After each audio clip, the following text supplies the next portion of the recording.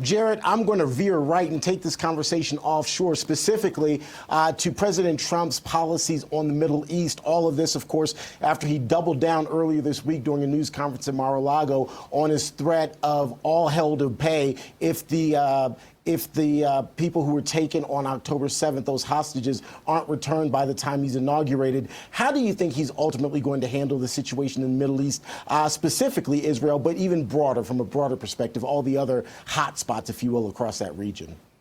Yeah, if people remember, it's hard to believe now, but Trump actually had something close to peace in the Middle East during his term. I mean, I think this man has actually done better as far as Middle East policy than any other president in my lifetime. I think he's going to trust our ally Israel to take care of business when it comes to Hamas and these radical groups, to take care of Iran's proxies.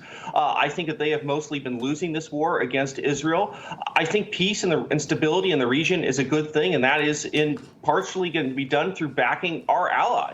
And so I think Iran is definitely on the wane there. But of course, there are hot spots around the globe. And if we do want to counter larger threats like containing China, it is important to have peace in regions like the Middle East, in Europe, in Eastern Europe, and Ukraine. And so I think Trump is going to empower our ally Israel. And I think that maybe we'll get back to something like we had in the first Trump term. You know, Jarrett, you wrote a fascinating article about, and the actual title of it is here, Trump is bringing back the Monroe Doctrine. I mean, I read it twice, actually. It's just fascinating about everything he's doing here as it relates to Greenland and Panama Canal. And of course, it's even broader than that. Talk to us a little bit about what Trump may be up to here philosophically and politically.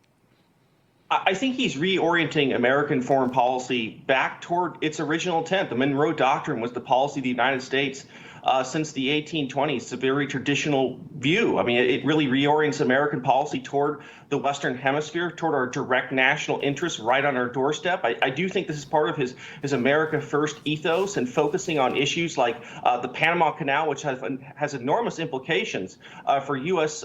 economic and national security, especially with China making so many inroads into the canal. But other things like Greenland, which does have a lot of influence over the Arctic.